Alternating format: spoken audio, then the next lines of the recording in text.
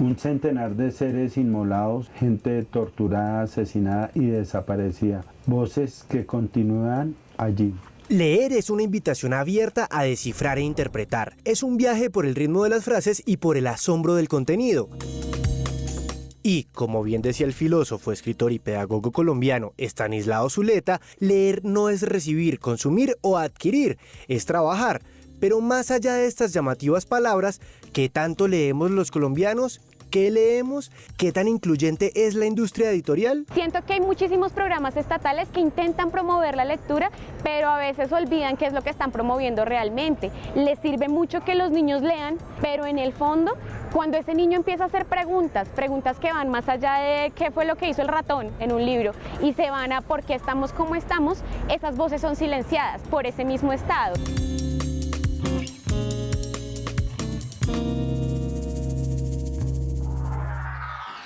En términos generales, el sector editorial ha sido una de las industrias culturales más consolidadas en el campo cultural colombiano.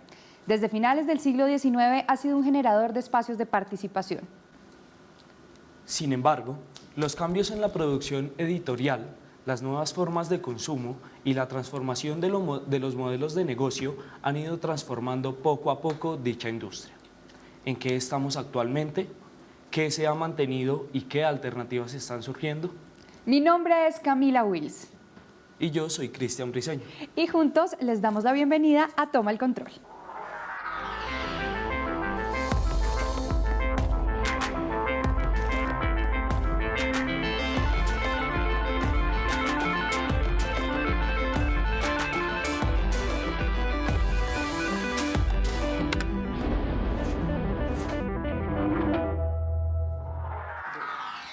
Y hoy la protagonista de Toma el Control es la lectura y por eso tenemos unos invitados maravillosos en estudio para que hablemos de la industria editorial en nuestro país. Le damos la bienvenida primero a María Osorio, ella es arquitecta de la Universidad de los Andes, fue directora de publicaciones de la Asociación Colombiana para el Libro Infantil y Juvenil y subdirectora de Fundalectura entre 1990 y el año 2000 y fundó en 2001 Babel Libros. Bueno, muchas gracias María por venir a Toma el Control y bienvenida.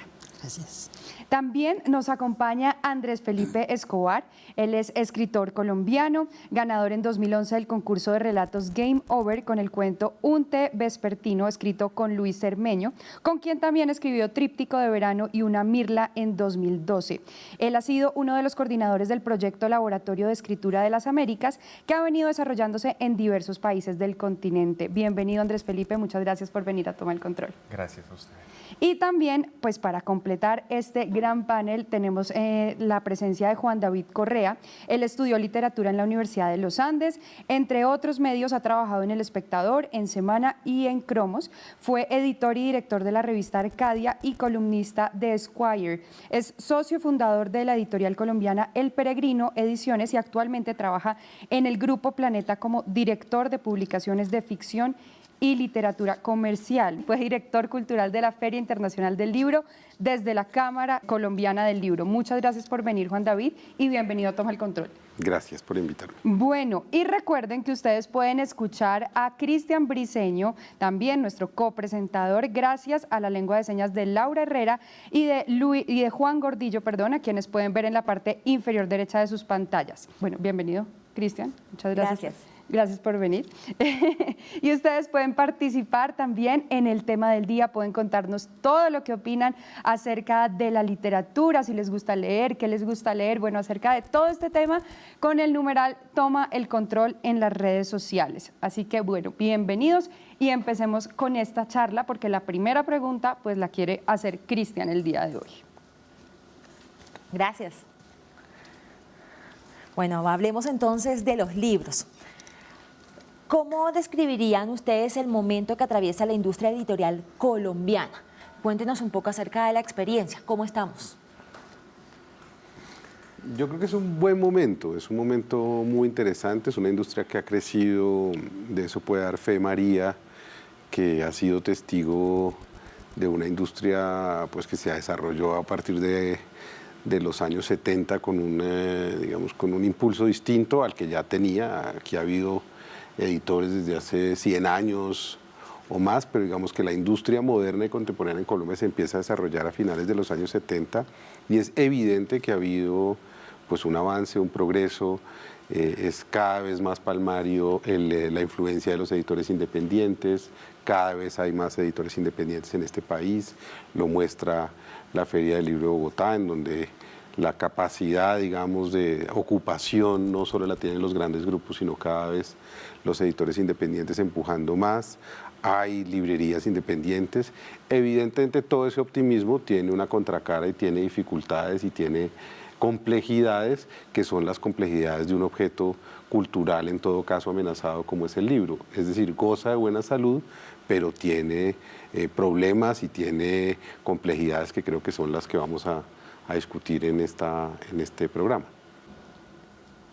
Sí, yo pues acompasado no trabajo dentro de la industria editorial propiamente dicha, pues me dedico a escribir, pero me parece que el impacto que han tenido toda esta aparición de editoriales independientes es que también discute esa idea de que es un buen libro, un mal libro, que es buena, mala literatura, porque surge una multiplicidad de voces y empieza a aparecer también una discusión que creo que en el espacio colombiano se ha hecho mucho más clara en estos últimos años, que es una buena novela, que es una mala novela, si a mí me interesa determinada forma de narrar, de contar, determinada poesía, pues puedo ya mirar algunas editoriales específicas que apunten a ello, y también eso ha alimentado la discusión que creo que enriquece mucho la escritura y la lectura, ¿no? Porque también muestran nuevas formas de leer, ¿no? Que ya no son las mismas de hace 40 años.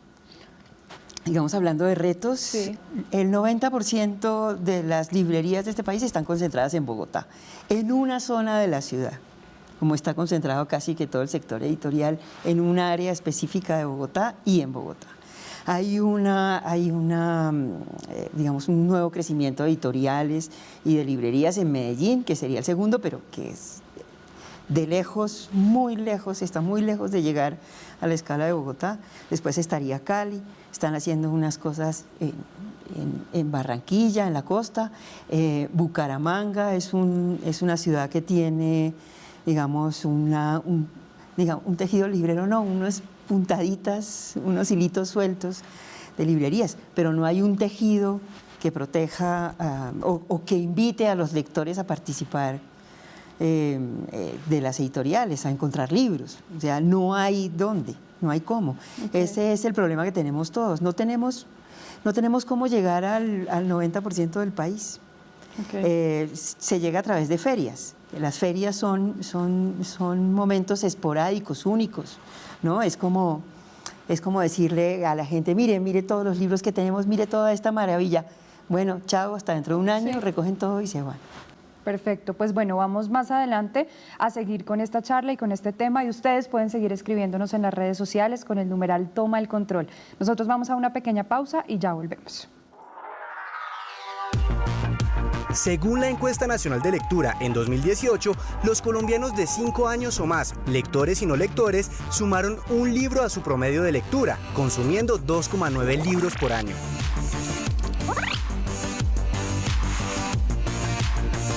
El 82% prefirió leer impresos y el 70,4% digital. Entre los impresos lo que más se lee es los libros, los periódicos, las revistas, documentos académicos, documentos de trabajo, y en las plataformas digitales el lugar de preferencia lo ocupan las redes sociales, los correos electrónicos, páginas web, noticias o artículos en medios digitales, artículos o documentos académicos en digital. Llama la atención que los libros digitales ocupan el último lugar de preferencia con un 15,7%. Por su parte, desde 2016, la asistencia a la Feria Internacional del Libro de Bogotá no ha parado de aumentar. En 2016 contó con 500.000 visitantes. En 2017 con 550.000 y en 2018 con 575.000. Mi nombre es Rodrigo Rogelis, soy coordinador editorial de Enjambre Libros Colectivos, y mi pasión siempre han sido los libros, la escritura y tratar de unir gente alrededor de buenas ideas. Yo soy Luis Carlos Cote, soy miembro fundador de Enjambre Libros Colectivos. Soy politólogo, hice estudios en filosofía y gobierno, después hice una maestría en ciencia política. Enjambre en ese sentido es una página que pretende unir a lectores y autores alrededor de una misma idea para que en conjunto se saque un nuevo proyecto editorial. Unos trabajando en una editorial, otros como autores, otros ya lectores ávidos. Nos juntamos y decidimos crear un nuevo modelo en Colombia de edición colectiva, una manera distinta de hacer libros que nosotros los llamamos los libros colectivos. Tenemos la posibilidad de publicar ideas nuevas, tenemos precios justos tanto para el autor como para el lector, hay unas regalías justas porque al tener menos intermediarios, pues las posibilidades de regalías mejoran también para los autores. Nosotros queremos volver a la relación básica del libro que debería ser el lector y el autor. Mi nombre es Tatiana Pino, hace 3 años hago parte de la FLIA Bogotá. La FLIA es un modelo de sociedad futura que se está gestando en el presente. Quiere decir Feria del Libro independiente y autogestionada. Más que una feria, es una organización social. Es un tejido que busca llevar la cultura o varias manifestaciones de cultura a diferentes lugares.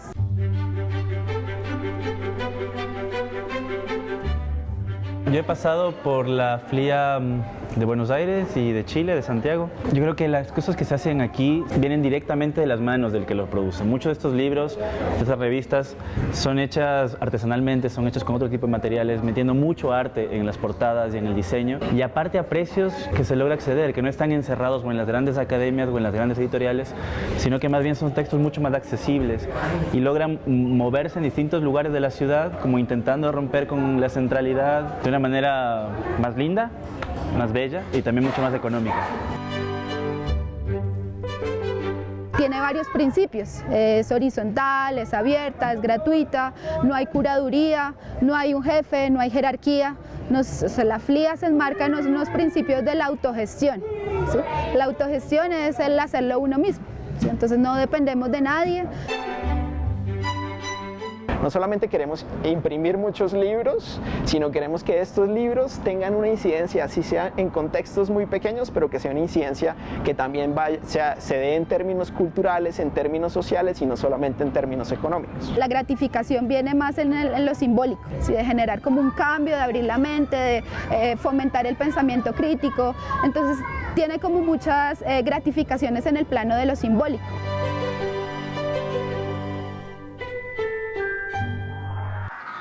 Continuamos en Toma el Control hablando de la industria editorial en Colombia y sobre la lectura. Además, quiero hacerle una pregunta a María y a Juan David y quiero que hablemos ahora sobre la producción como tal, como la producción editorial. ¿Cuál es el proceso para llegar a hacer un libro, para llegar a esta propuesta? No sé, una persona dice quiero escribir un libro, entonces tiene una propuesta, ustedes llegan a esa propuesta o ustedes tienen, digamos, autores de casa. María. Bueno, en este momento yo creo que en este momento de la vida hay más escritores que lectores y no se diga que editores. O sea, una editorial independiente puede recibir un promedio de 20 o 30 manuscritos semanales, que no da tiempo ni siquiera de leerlos. Entonces, tal vez por eso están pasando muchas otras cosas alternativas que tienen que ver con la autoedición o con formas diferentes de publicar que no son las formales. Porque, digamos, los libros llegan de muchas maneras, o porque uno conoce a un autor que le interesa o un tema que está trabajando y le pide que escriba, o porque uno recibe un manuscrito de un autor que conoce y le gusta y trabaja con él para convertirlo en un libro, o porque llega por uno de esos correos y por casualidad, porque es muy complejo que llegue por ahí algo así, algo que llama la atención y algo nuevo que nunca se ha visto y se empieza a trabajar. Y de ese momento en que llega en una editorial como la mía, por ejemplo, desde que llega un texto a mis manos hasta que se convierte en libro, pueden pasar entre 3 y 5 años. Ok.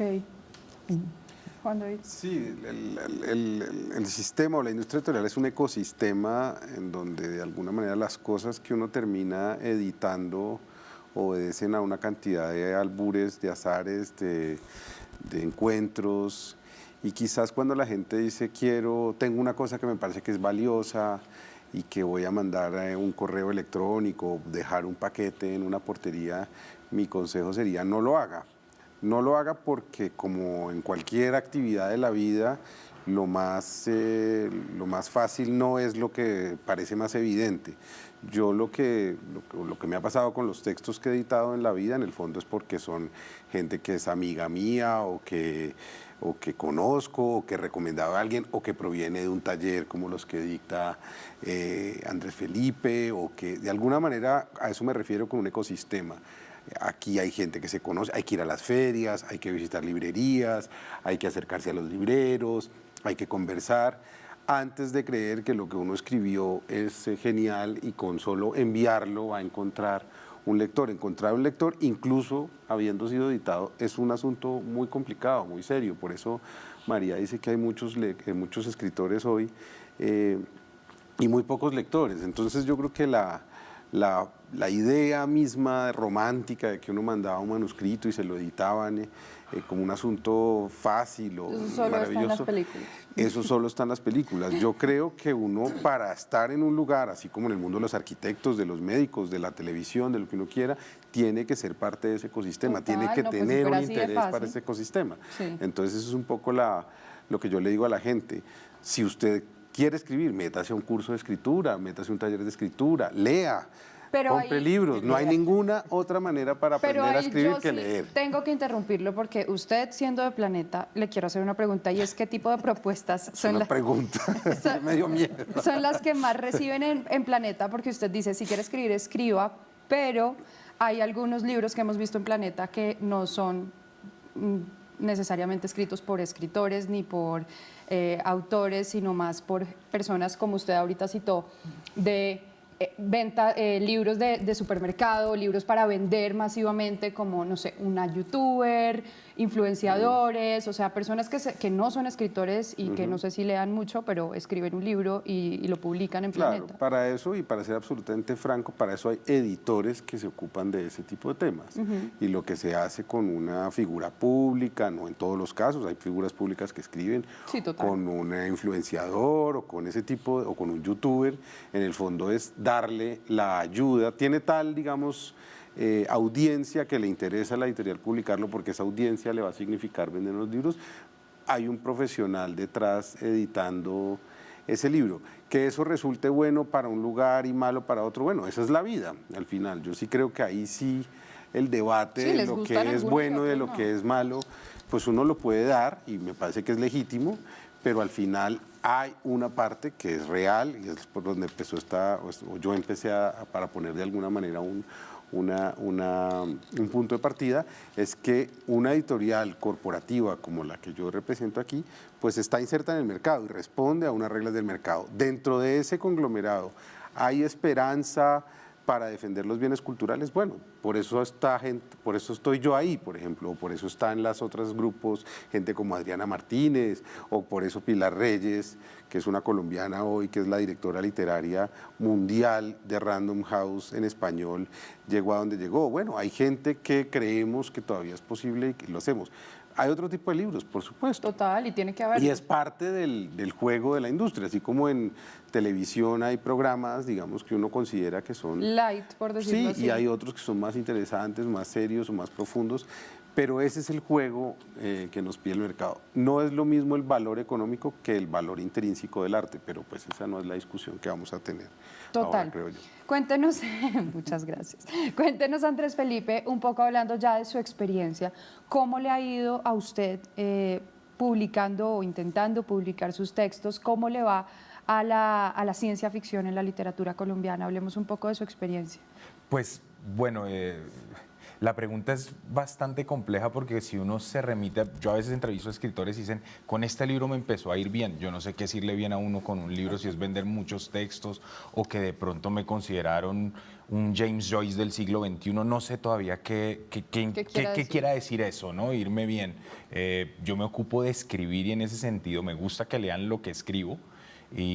pero me gusta escribir y en ese sentido pues no puedo remitirlo tanto si me fue bien o me fue mal en una escala tan clara, ¿no? Como el ser escritor, ¿no? Tú mencionabas lo de ser escritor, pero ¿en qué momento alguien se convierte en escritor? Porque publicó 20 libros, porque publicó uno y otro escritor dijo que es buen escritor, porque todos dicen que es malo, no sé. O porque estudió. O porque estudió, es muy difuso eso. Entonces, a mí me parece, pues en ese sentido, me ha ido bien en el orden de que me gusta escribir. ¿Y se puede vivir de la ciencia ficción? No, no se puede vivir de escribir como de casi nada, salvo de meterse a dinámicas que obedezcan al mercado, ¿no? Si uno piensa en mercados, ya cambia eso, ¿no? Que ocurre también con las grandes editoriales. César Aira, un escritor argentino, él traduce muchos bestsellers y él dice, pues es que a mí también me sirve porque gracias a esos bestsellers es que también pueden publicar escritores como yo en las grandes editoriales. Entonces también esa suerte de enemistad que se quiere plantear entre la literatura de supermercado y la gran literatura, pues es que es un ecosistema, como decía Juan, entonces también hay que entender eso de ese negocio. La ciencia ficción en Colombia ha tenido una explosión interesante en los últimos años. De hecho, se está ya convirtiendo, se están cristalizando determinadas formas de escribir también y de entender lo que es ciencia ficción, que ya pues sería una discusión para otro campo, donde ya hay como unos lugares en los cuales se están planteando cosas, pero sí hay ya una crítica, un aparato crítico que está empezando a leerlo. Ha existido siempre, ¿no? Pero creo que ha habido un robustecimiento desde los 60, 70, pues una de las figuras señeras de la ciencia ficción mexicana es colombiano, René Rebetes, que es un escritor muy interesante, y después vienen unos lectores de esos escritores y ahora hay ya unas relecturas críticas donde ya hay una formación académica, doctoral, etcétera, y asimismo escritores que ya están formados en esos lugares.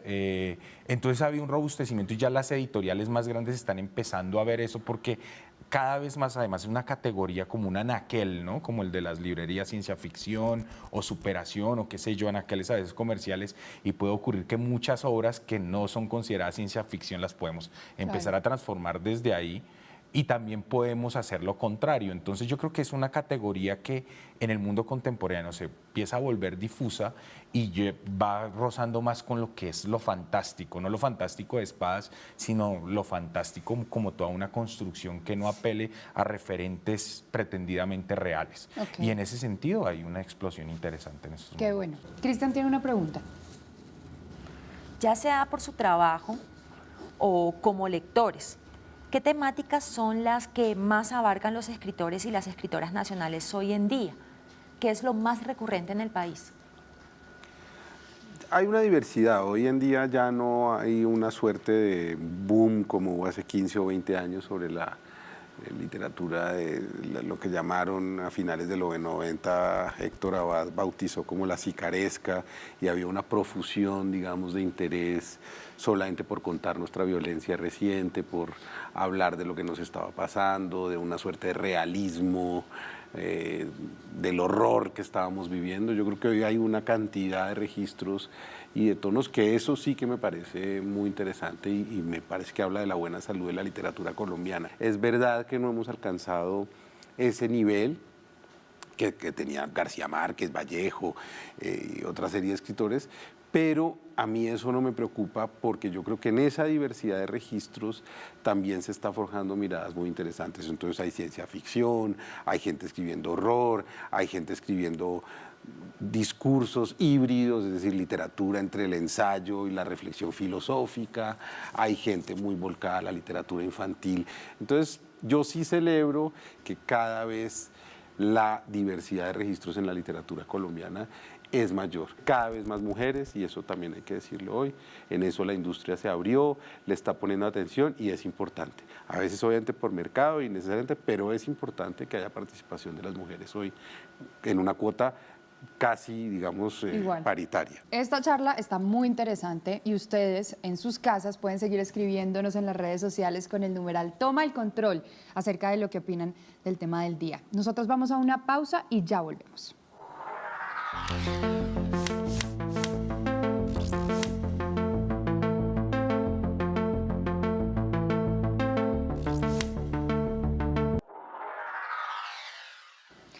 propósito de la Feria Internacional del Libro que se realiza por estos días en Bogotá, Cristian entrevistó a Andrés González sobre la organización de este evento, Colombia como país invitado y la inclusión del libro para comunidades con discapacidad.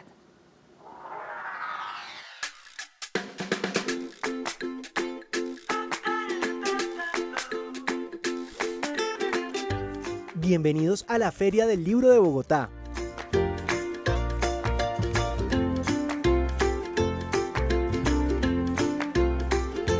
Como nace la feria es de el interés por motivar la lectura, no solamente lo que vemos ahora de un gran evento internacional, de escritores de talla mundial, de grandes negocios, porque la feria mueve mucho dinero en tema de ventas y negocios a nivel editorial, pero siempre el foco ha sido pensar en los pequeños, invitarlos a que tengan el primer contacto con la feria. Eso es lo más importante. ¿Por qué? Porque los pequeños de hace 30 años ya son los jóvenes adultos de hoy y los pequeños de hoy en día van a ser los próximos adultos que quieren y van a leer mucho más.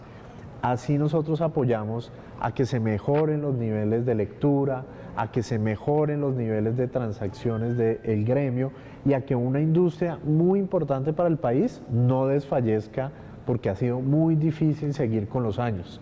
Pero ¿qué es lo importante? Que estamos pensando en que mañana haya más escritores, porque también es muy importante el niño que quiere escribir, y que haya más lectores. Colombia es muy importante en autores pues, reconocidos nacionalmente, pero internacionalmente, y eso es muy importante y yo estaría muy a gusto de decir que eso es en parte gracias a la Feria del Libro.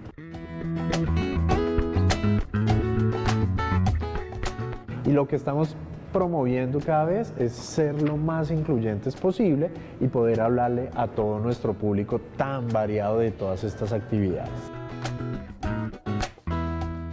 Cuando ustedes hacen la invitación a autores nacionales o internacionales, en este caso para hablar sobre Colombia y hacen la presentación al público, ¿qué pretenden con esos espacios? Cuando tú tienes la oportunidad de leer un libro, estás aprendiendo algo de esa persona. Pero cuando tú tienes al frente de ese autor, sabes cómo piensa y tienes la oportunidad de abrazarlo, de ver su libro y que te lo firme, estás creando un vínculo que nada más te lo crea. Lo que pasa acá en la Feria del Libro, ese intercambio de ideas, de pensamientos, realmente es una oportunidad única, porque entre todos pensamos que lo mejor es construir pensamiento a partir del punto de vista de los demás. Todo eso gracias a la Feria del Libro y a las letras, a la literatura que está presente en todas las manifestaciones del hombre.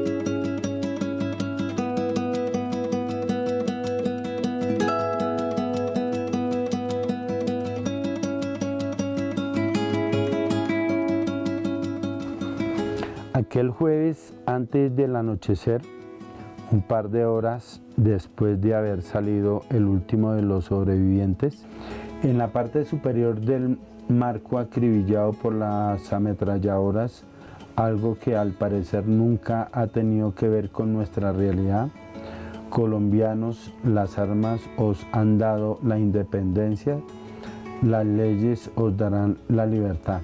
Santander. Por esas cosas del destino llegué a trabajar a una empresa de aseo. Me asignan una ruta, me dan un par de ayudantes y me voy a hacer mi ruta y pues hago el hallazgo, comencé a encontrarme los libros. Un libro no era la basura que yo quería botar allá al relleno. Y así llené esta casa de libros en el segundo piso, que fue donde iniciamos. Llevamos los primeros libros al Sumapaz, como a 3 sitios, una escuelita, una casa campesina. Ya el proyecto comienza a empujarme y la verdad hoy puedo contar muy orgulloso que nos falta solo un sitio para llegar a 500 lugares en 10 años repartiendo todos los libros que los bogotanos me han donado y que me encontré en un momento también rescatados de la basura.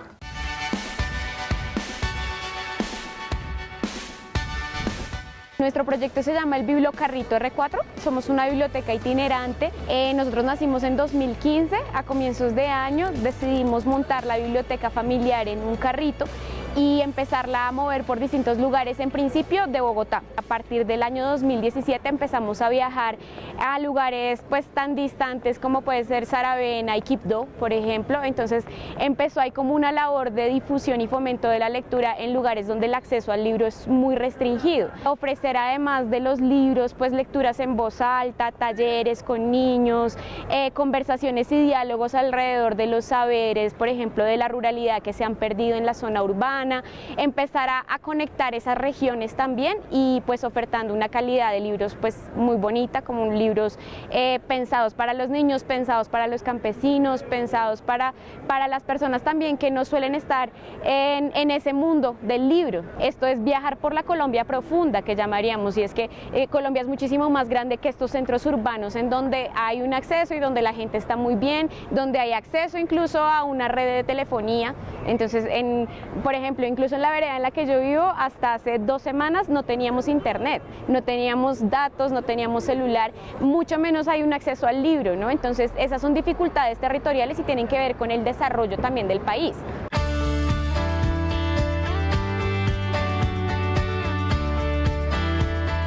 Mientras el pueblo no lea y vea qué es lo que está pasando, pues nunca va a cambiar. Pero él lo mataron en el Caquetá, era la última carta que le quedaba al general Simón Bolívar. Y desde allá, si nos ponemos a revisar la historia, toda esta problemática viene lo mismo de allá, igual. Atravesamos siempre la misma situación, unos en la fiesta y el pueblo mirando por la ventana. Al leer están teniendo acceso a un derecho, al derecho que tienen también a comprender el mundo en el que habitamos, pero también tenemos un problema muy fuerte para comprender lo que sentimos también. Muchas veces la lectura también ofrece esa posibilidad de poner en palabras las emociones. La lectura hizo dentro de mí una metamorfosis que pienso meterle todo de aquí para arriba, porque la única forma de poder cambiar nuestro país es a punta de lectura. Este es el campo de batalla mío. Así parezca algo muy pequeño, es en ese microcosmos, en ese mundo pequeñito, donde ocurre la lectura, que de repente tenemos la posibilidad de resolver nuestros conflictos de una mejor manera. Entonces también es promover un derecho, es promover la paz también.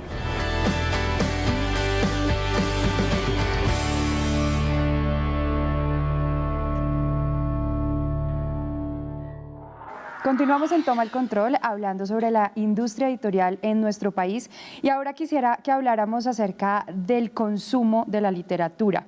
Juan David, en el caso de ustedes, en su experiencia, ¿qué es lo que más consumen los colombianos en las librerías? Sin duda la no ficción es lo que más consumen, o sea, libros de coyuntura, periodismo, temas, digamos, de la realidad o de la pretendida realidad. Este año, evidentemente, el libro que más se está vendiendo y que lleva de primer lugar hace varias semanas es el libro de Juan Manuel Santos, La batalla por la paz, que es un libro otra vez también con una perspectiva histórica que explica desde los años 90 hasta hoy cómo fue que él políticamente se jugó sus cartas en un país complicado como la Colombia de los años 90 para conseguir una negociación con la guerrilla de las FARC. Entonces ahí hay una tendencia que es importante leer y que a mí me parece muy celebrable, y es la historia. La historia hoy está produciendo lectores y este año del Bicentenario de 1819-2019 seguirá siendo una de las tendencias importantes. Ok. Cristian tiene una pregunta. Tengo una pregunta relacionada con lo que estábamos hablando. ¿Qué tanto venden esos autores colombianos? ¿Cómo nos está yendo en temas económicos? Esos autores de primer nivel pueden vivir de sus libros, por supuesto. O sea, un autor que vende por encima de los 10, 15 mil ejemplares es un autor que recibe unas regalías. El negocio editorial es muy claro. Cada autor recibe el 10% de regalías por cada libro vendido. Entonces, pues se multiplica básicamente y se sacan cuentas, y evidentemente vivir de los libros es muy difícil, es porque no se venden tanto. Si se vendiera mucho, pues la gente recibiría esas regalías, pero la culpa no solo es de las editoriales, la culpa también, o más bien la responsabilidad es de un país atomizado, un país, como decía María, con una concentración de librerías muy brutal, un país que no se ha preguntado desde la centralidad política qué hacer con esos otros territorios que no se ocupan. No basta con hacer ferias, hay que tener políticas reales de lectura, y para eso está, por ejemplo, el Ministerio de Cultura, que muy chévere todo lo que hace y sus programas y tal, pero que tiene que empezar a mover políticas nacionales para que el grueso de este país acceda a la lectura. Un país sin acceso a la lectura, pues es un país acrítico, sin miedoso, sin posibilidades de acercarse al tipo de discursos de los que estamos conversando aquí, al discurso de la diversidad, del asunto de las diferentes lecturas como la que puedes tener tú, de las familias distintas, en fin. Los libros están llenos de esa información. Si esos libros no llegan a los lugares que necesitan llegar en este país, pues vamos a seguir hablando entre los que hablamos de estos temas una y otra vez, y eso es un drama en un país que quiere reconciliarse. Hablemos precisamente de eso, y es que en Colombia hay muy pocos medios culturales. ¿Qué tanto afecta esto la circulación editorial y que los nuevos autores y los nuevos escritores figuren como deben figurar? Hubo una revista que fue Pie de Página, ¿se acuerda? Que tenía una publicación casi que mensual, que reseñaba libros de todo tipo, de todas las editoriales, que hablaba de los escritores, de lo que estaba pasando, y esa es la única. Si usted ve el espacio que hay hoy para los libros en los medios, y si vamos a hablar de literatura infantil, perdóneme, es perfectamente ridículo. O sea, no hay nada. No hay una difusión que no sea, y ahí sí voy a decir, que venga de las grandes corporaciones. Si uno ve Arcadia, uno dice, Arcadia la paga Random, ¿o qué? Y entre Random y Planeta. No, ni siquiera ya. Ni siquiera, porque es increíble, o sea, la posibilidad que tienen los editores independientes de que salga un libro es uno entre... Entonces la gente no se entera. Hay cero medios de difusión para que se enteren de lo que está pasando, de lo que se está publicando, de lo que se hace acá en el país. Nosotros acabamos de hacer en el Comité de Libros Infantiles de la Cámara del Libro un catálogo de la edición colombiana de literatura infantil de los últimos 4 años, y pretendemos hacerla, ir hacia atrás hasta el 2001 y seguir haciéndola para llevar las ferias internacionales, para mostrar lo que hacemos. Andrés Felipe, yo quiero hacerle una pregunta, y pues teniendo en cuenta todo lo que estamos hablando y que usted ha trabajado en otro tipo de procesos editoriales, ¿usted cree y siente que esta industria es fácil en términos de surgimiento de propuestas diferentes o de autores nuevos? Bueno, pues retomando un poco el hilo, como para encadenarlo con lo que mencionaban, yo siento que por un lado está todo este tema de una carencia de política estatal, y también siento, por ejemplo, en Colombia, y de pronto la frase es fuerte o la expresión es fuerte, pero un arribismo por parte del lector, que no he sentido en otros espacios, incluso latinoamericanos, que si no ven un libro editado por Random House o algo así, sino que de pronto está en una cartonera, eso debe ser de unos hippies ahí locos, eso debe ser mal escrito y yo no lo leo.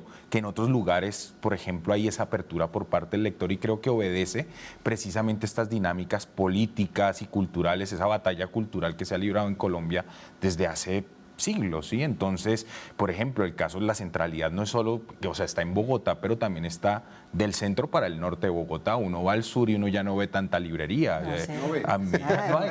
Yo, por ejemplo, en el barrio Restrepo, donde tuve la oportunidad de trabajar un tiempo, solo había una señora que tenía una librería al lado, pero de viejo, al lado de donde venden la comida en la plazoleta, en la plaza del Restrepo, la plaza de mercado del Restrepo. Entonces, si hay es porque alguien quiere ir a comprarlos. ¿Sí? Claro, no. Pero siento que de alguna manera hay como ese menosprecio interno, y siempre volver a folclorizar lo popular, ¿no? Decir, ellos bailan nomás y cantan y juegan fútbol y ya está, y leer es para las élites aristocráticas que tienen capacidad de pensar, y eso también ha adormilado un poco el asunto. Y en ese sentido también lo de las industrias, el trabajo independiente tiene... Creo que lo que ha surgido es que de pronto no esperar tanto, oiga, que se va a inventar el Estado, sino inventémonos algo aquí en este cafetín en el Restrepo, que lo hicimos, o hagamos tal taller en Casanare o con comunidades campesinas en Biotá, Cundinamarca, y editémonos un libro cartonero y que empiece a circular entre las comunidades campesinas sin que haya ese culto incluso al libro como algo sagrado, intocable y que solo lo pueden hacer unos señores muy blanqueados en Bogotá. Nosotros vamos a seguir ya en unos minutos con esta charla, con esta discusión. Ustedes pueden seguir hablando y escribiéndonos en las redes sociales con el numeral Toma el Control. Vamos a una pausa y ya volvemos.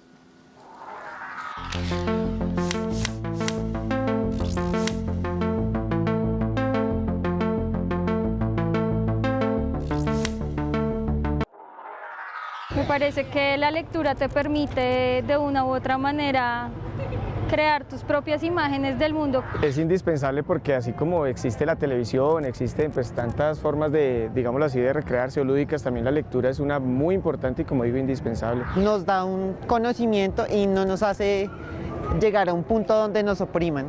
Y también uno aprende y viaja mucho leyendo y puede meterse en otros mundos. En su mayoría no leen, desafortunadamente. Hoy estamos planteando a través de lo digital muchas formas de leer, de acercarse a la palabra escrita. En una parte, cierta parte lee, otra parte si no le gusta coger un libro. Desde que salí de la secundaria, pues incentivar la lectura estaba muy escaso, pero pues ahorita se ha avanzado, pero aún falta. Y continuamos en Toma el Control hablando de la industria editorial y quiero que para empezar a concluir, empezar a cerrar este tema, me hablen desde el ámbito de cada uno qué futuro creen que le depara a la industria editorial. Juan David. Pues el futuro yo creo que tendría que ser el del nombre de este programa. Hay que tomar el control, hay que hacer cosas, hay que incidir en la realidad, hay que editar libros con criterio, hay que dar discusiones públicas. Creo que en este país tenemos que empezar a decirnos las cosas públicamente, lo que nos gusta y lo que no nos gusta, y aprender a convivir y aprender a construir juntos. Que si en este país tenemos que aprender algo, por la historia reciente, por el drama que hemos vivido, es que todas las voces necesitan ser oídas y todas las voces, y entre más voces participen, eso nos va a ayudar a construir seguramente una industria y un sector mucho más sólido, más interesante, más moderno, más progresista y mucho más humano, sin duda. María. Yo creo que el Estado debe preocuparse porque esto no es una industria como la industria automotriz, esto tiene otro carácter que hace parte de nuestra cultura, es lo que construimos ahí, es nuestra cultura, y el Estado debería participar y entender esto. Nace, digamos que la tasa de natalidad de las librerías en este momento es más alto que el de mortalidad.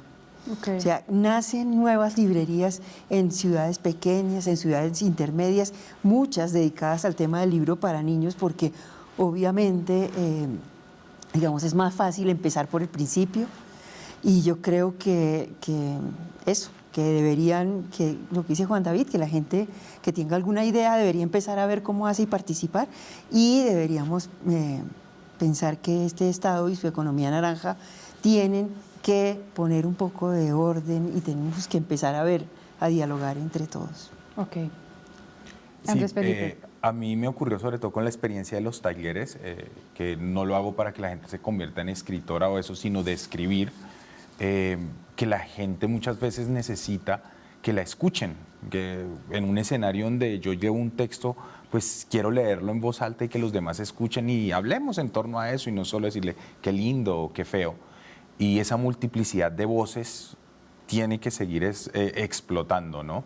Explotando ya en escenarios donde, por ejemplo, se suponga que no es solo la mercantilización del libro, entenderlo como una mercancía, que es todo el proyecto, por ejemplo, que hay ahora de estas industrias y el proyecto estatal o gubernamental contemporáneo, que es convertirlo pues como en artefactos turísticos, entonces decir, mira, aquí se escribió tal X o Y cosa, porque eso tampoco permite esa multiplicidad de voces que están circulando, ¿no? Entonces yo pienso que es esa explosión de voces que también van a implicar una discusión, y no es tampoco entender que yo te doy la voz a ti, sino que esas voces están ahí, sino que necesitamos es resonancia de esas voces, ¿no? Que creo que ahí es donde está el papel precisamente del Estado, que el Estado sirva de ese escenario donde esté toda esa multiplicidad presente, pero no que otorgue, yo soy la voz de los que no tenían voz antes, porque eso también es abrogarme un lugar de poder que en definitiva no es que ellos no tengan voz, la tienen,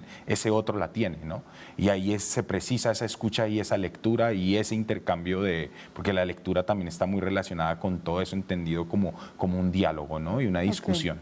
Cristian tiene la última pregunta ya para que terminemos. Sí, ya la pregunta de cierre. Sobre la industria editorial, los proyectos, autores, ¿cómo han visto el tema de inclusión? Y específicamente, María, ¿cómo piensas que se ha trabajado el tema de literatura infantil para personas sordas? Porque para nosotros el español es una segunda lengua. ¿Cómo se motiva ese acercamiento a la lectura para personas sordas, niños sordos? Hasta hace muy poco tiempo entendí esto de la segunda lengua. Es muy difícil de entender para nosotros cómo hacen ustedes para incluirse dentro del mundo normal y menos dentro del mundo literario. O sea, es casi que imposible. En este momento hay una persona en la Biblioteca Luis Ángel Arango que está haciendo ese trabajo. Es increíble, es María Isabel González, creo que es, de la Luis Ángel Arango. Ella está, incluso, acaba de terminar un primer ejercicio, que fue un ejercicio muy difícil, porque pasaron al lenguaje de señas un libro de un autor colombiano que es Gerardo Meneses, un libro que se llama La luna en los almendros. Y pasarlo al lenguaje de señas fue absolutamente increíble, porque hicieron unos escenarios dibujados, ¿no? Y después los narradores narraban la historia en lenguaje de señas. Muy complicado, fue muy difícil, digamos, para el ilustrador, que es un argentino, Daniel Rabanal, fue muy complejo entender, por ejemplo, que si él dibujaba un personaje de espaldas, el sordo le decía, no, tiene que estar de frente, le tengo que mirar los ojos.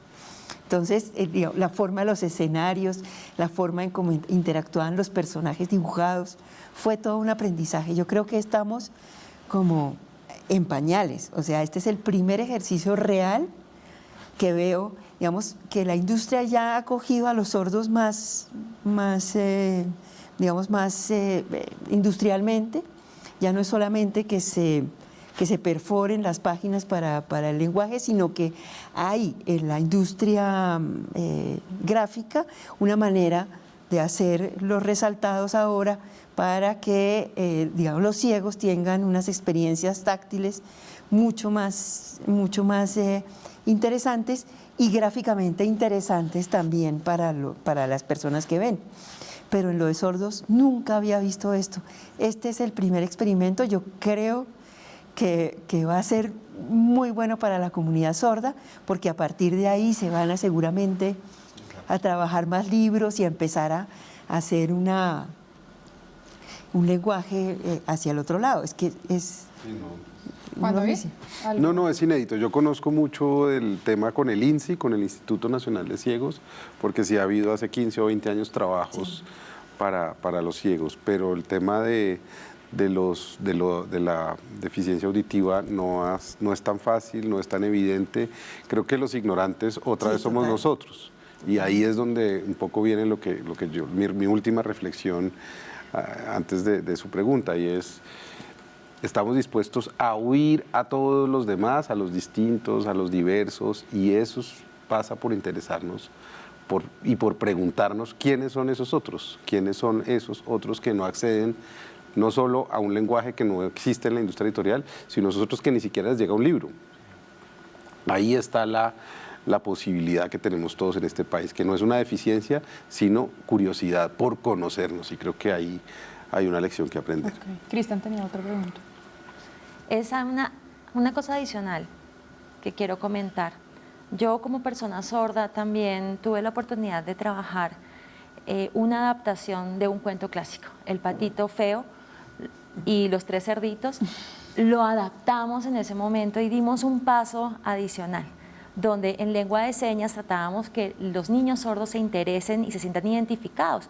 Entonces eran los 3 cerditos sordos, el patito sordo, también con unas estrategias visuales que permitan motivar el acercamiento a la lectura, a la imaginación, a los gráficos. Eso también lo pude hacer. Lo trabajamos con difusión en redes sociales. Hay mucho trabajo por hacer, pero el acercamiento a la lectura es algo importante para las personas y específicamente para los niños sordos. Ojalá que las ideas a futuro, los proyectos, las editoriales, también puedan tener en cuenta estos formatos accesibles y nuevos géneros como la ficción, que a mí me interesaría muchísimo. Muchas gracias. Muchas gracias de verdad, bueno, a Cristian por sus opiniones y sus preguntas, y a ustedes de verdad, Andrés Felipe, María y Juan David, por habernos acompañado, y esperemos pues que esta industria siga creciendo cada vez más. Muchas gracias por venir a Toma el Control. Gracias. Gracias a ti. A ustedes. La industria editorial es un ecosistema y tanto escritores como lectores deben entender su papel dentro de este. Es fundamental entender este ecosistema para seguir ampliando el mundo editorial de nuestro país. No olviden escribirnos a defensor@canal13.com.co y opinar sobre el tema del día en las redes sociales con el numeral Toma el Control. Mi nombre es Camila Wills. Nos vemos el próximo sábado. Hasta pronto.